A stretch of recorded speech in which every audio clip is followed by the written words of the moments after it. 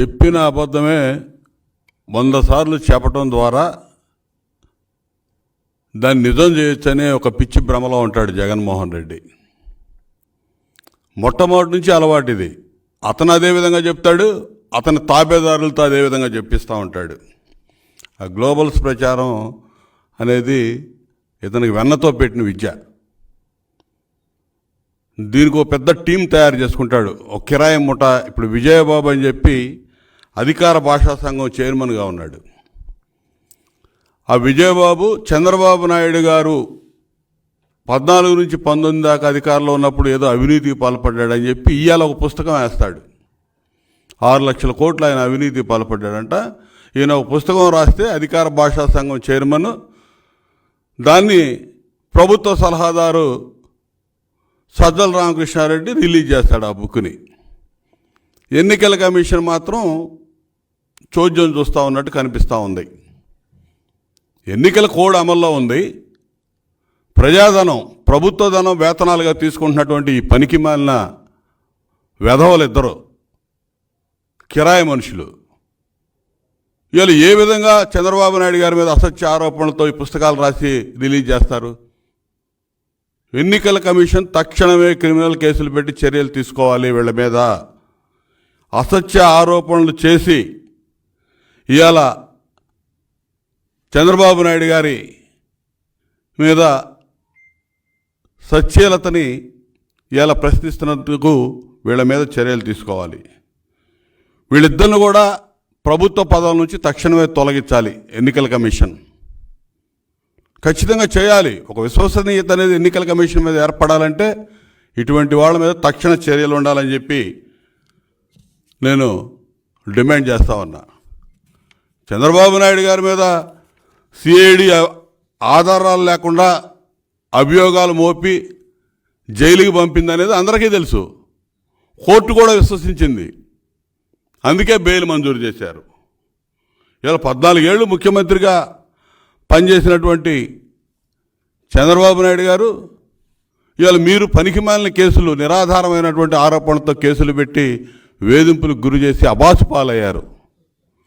ఇవాళ ఎప్పుడు కూడా గతంలో కూడా మీరు అధికారంలోకి వచ్చినాక పోలవరం ప్రాజెక్టులో ఏదో అవినీతి జరిగిందని చెప్పి ఢిల్లీ హైకోర్టులో కేసులు వేయించారు. అక్కడ కేంద్ర ప్రభుత్వం అఫిడవిట్ ఫైల్ చేసింది పోలవరంలో ఎటువంటి అవినీతి జరగలేదని. ఆ హైకోర్టు, ఢిల్లీ హైకోర్టు కూడా కేసు కొట్టేసింది. ఈ విధంగా ఉంటే వీళ్ళు చేసేటటువంటి ఆరోపణలన్నీ కూడా ఇలా సూట్ కేసు కంపెనీలు అనేది జగన్మోహన్ రెడ్డికి వెన్నతో పెట్టిన విద్య. అందరికీ తెలుసు. ఈయనకు అధికారికంగా 16 కంపెనీలు ఉన్నాయి. ఒక 54, 55 అనధికారికంగా కంపెనీలు, సూట్ కేసు కంపెనీలు ఉన్నాయి. ఈ సూట్ కేసు కంపెనీలు, మనీ లాండరింగ్లు, హవాలాలు, క్విట్ ప్రో కోలు, అసలు ఈ పదాలే ఆంధ్రప్రదేశ్ ప్రజలకు, ఉమ్మడి ఆంధ్రప్రదేశ్ ప్రజలకు కూడా ఎవరికి తెలియదు. జగన్మోహన్ రెడ్డి ద్వారానే వచ్చినాయి ఇవన్నీ. ఇవాళ ఈయన పేదలకి పెత్తందారులకి అంటా ఉన్నాడు. అసలు సిగ్గుందా ఈ ముఖ్యమంత్రికి కానీ, ముఖ్యమంత్రిని సమర్థించేటటువంటి నాయకులకు కానీ? ఎవడ పేదవాడు? 5 ప్యాలెస్ల్లో కులికేటటువంటి రాజప్రసాదాలు లాంటి ప్యాలెస్లు కట్టుకొని కులికేవాడు పేదవాడా జగన్మోహన్ రెడ్డి? అందరికీ తెలుసు కదా. బెంగళూరులో ఉన్నటువంటి యలహంక ప్యాలెస్ తెలుసు, లోటస్ పాండ్ ప్యాలెస్ తెలుసు, తాడేపల్లి ప్యాలెస్ తెలుసు, ఇడుపులపాయ ప్యాలెస్ తెలుసు, పులివెందుల్లో తెలుసు. ఇవన్నీ అందరికీ తెలిసినాయి కదా. ఈయనకున్న ప్యాలెస్లు ఒక్కొక్కటి 100,000 కోట్ల రూపాయలు విలువ చేసేటువంటి ప్యాలెస్లు ఉన్నాయి. ఒక్కొక్క ప్యాలెస్లో 50-60 బెడ్రూమ్లు ఉంటాయి. ఉండే 2 మనుషులకి అసలు ఏ విధంగా కట్టాడు, ఏం చేస్తున్నాడు ఆ ప్యాలెస్ల్లో? వేలాది ఎకరాలు ఏ విధంగా వచ్చినాయి? తండ్రి అధికారాన్ని అడ్డం పెట్టుకొని అడ్డగోలుగా దోచుకున్నాడు. 2004లో రాజశేఖర రెడ్డి అధికారం రాకముందు రాజశేఖర రెడ్డి ఫ్యామిలీకి ఉన్నటువంటి ఆస్తులు ఏంటంటే హైదరాబాద్లో ఉన్నటువంటి ఇల్లు కూడా అమ్ముకునేటటువంటి పరిస్థితులు అందరికీ తెలుస్తుంది. ఈరోజు ఇవాళ ఈయన దోపిడీ విలువ 8 లక్షల కోట్లు. ఇవాళ ఆధారాలు ఉన్నాయి. 43,000 కోట్లకి ఆధారాలు ఉన్నాయని తండ్రి అధికారంలో ఉన్నప్పుడే అడ్డగోలుగా సంపాదించాడని చెప్పి సిబిఐ ఛార్జ్షీట్లు 12 ఛార్జ్షీట్లు సిబిఐ ఫైల్ చేసింది. ఇవాళ ఇతను గనక సచ్చీలుడైతే నిర్దోషిగా నిరూపించుకోవచ్చు కదా. 12-13 సంవత్సరాలైంది కేసులు పెట్టి ఇతని మీద. జైలు నుంచి బయటకు వచ్చి 10 ఏళ్ళు దాటింది. ఒక్క కేసు అంగుళం ముందుకు పోయిందా? 3700 వాయిదాలు తీసుకున్నాడు ఇప్పుడు కేసులకు సంబంధించి. నువ్వు విచారణకు సహకరించు, దమ్ముంటే, నీకేమాత్రం దమ్ము ధైర్యం ఉంటే, కోర్టుకు విచారణకి సహకరించి ఉంటే ఈ పాటి జైలుకి పోయేవాడు ఎప్పుడో కూడా. ఇరిగేషన్ శాఖలో దాదాపు 56,000 కోట్ల అవినీతి జరిగిందని చెప్పి ఈ బుక్లో రాశాడు. ఆ విజయబాబు అనేవాడు వేసినటువంటి బుక్కు, అధికార భాషా సంఘం చైర్మన్గా ఉన్నటువంటి విజయబాబు అనేవాడు ప్రింట్ చేసినటువంటి బుక్లో 56,750 కోట్ల అవినీతి జరిగింది ఇరిగేషన్ ప్రాజెక్టులో చంద్రబాబు నాయుడు గారి హయాంలో అంటాడు. ఇలా మొత్తం ఖర్చు పెట్టిందే మా హయాంలో, చంద్రబాబు గారి హయాంలో 58,000 కోట్లు ఇరిగేషన్ శాఖకి.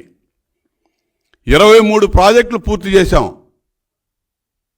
ఏదన్నా కానీ జలవనరుల శాఖ కింద 23 ప్రాజెక్టులు పూర్తి చేశాం. లక్షల ఎకరాలకు నీళ్లు అందించాం.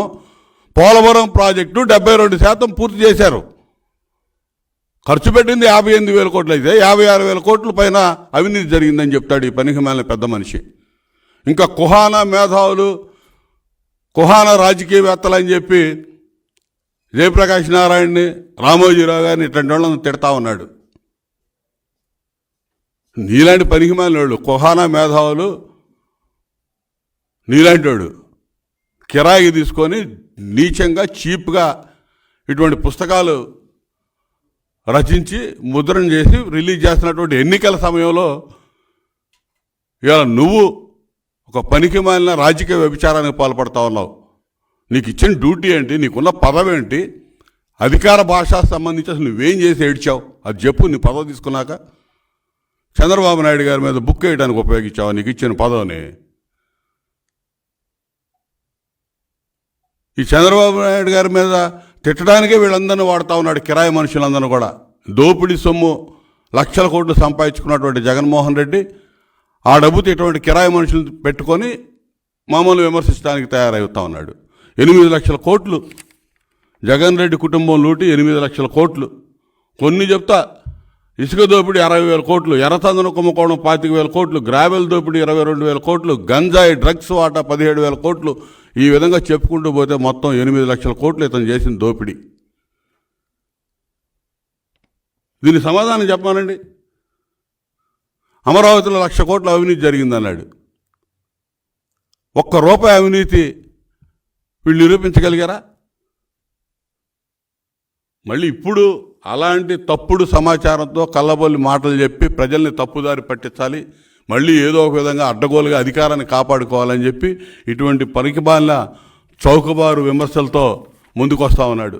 ఇవాళ వీళ్ళు వేసిన బుక్లో దేశంలో అవినీతి పాల్పడినటువంటి మాజీ ముఖ్యమంత్రులు ఫోటోలు వేశారు.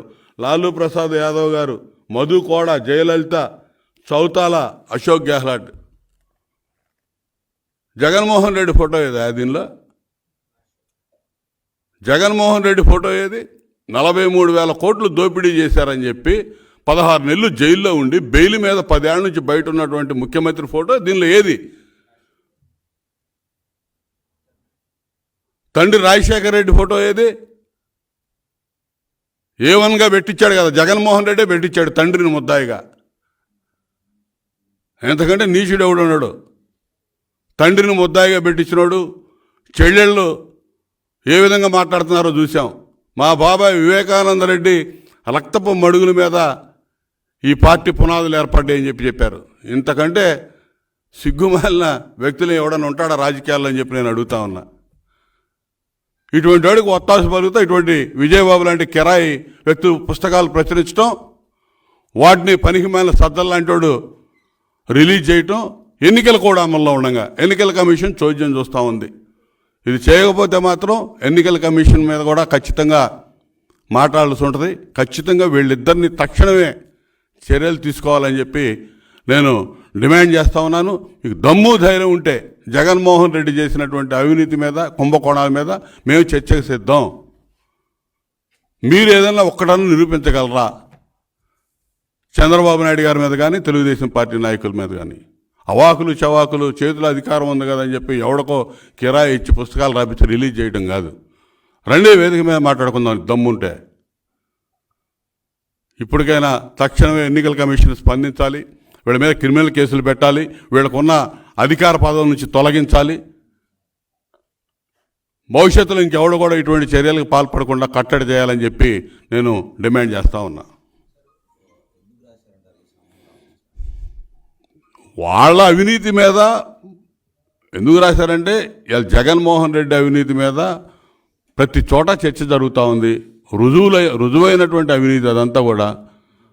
ఆ చర్చ నుంచి పక్కదారి పట్టించాలంటే ఏదో కొత్త విధానంలో మళ్ళీ అభాండాలు వేయాలి. అంతమించి ఏముంది ఇందులో రాసింది? ఇప్పుడు నేను చూసా ఈ ఫోటోలు, జగన్మోహన్ రెడ్డి ఫోటో ఉంటే దీనిలో కొంత అనుకునేవాడు. అసలు ఈ జగన్మోహన్ రెడ్డి ఫోటో ఎందుకు ఇలా అందరు ముఖ్యమంత్రులు వేసినప్పుడు?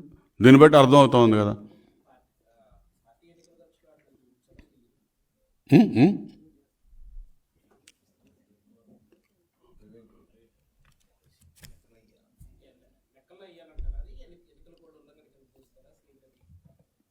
ఖచ్చితంగా ఎన్నికల కోడ్ ఉల్లంఘనే కదా. ప్రభుత్వ పదవుల్లో ఉండి ప్రజాధనం వేతనంగా తీసుకుంటున్నటువంటి ఇద్దరు ఇటువంటి పుస్తకాలు వీడు ప్రచురించడం, ఆయన రిలీజ్ చేయటం, దీని మీద మళ్ళీ ప్రతిపక్ష నాయకుడు మీద అభాండాలు వేస్తూ ఇష్టం వచ్చినట్టు మాట్లాడటం, అసత్య ఆరోపణలతో ఇదంతా చదివి వినిపించడం ఎన్నికల కోడ్ ఉల్లంఘన కాకుండా ఎట్లుంటుంది? ఇది 100% ఎన్నికల కోడ్ ఉల్లంఘనే. వాళ్ళ పదవుల్లో నుంచి తొలగించాలి తక్షణమే.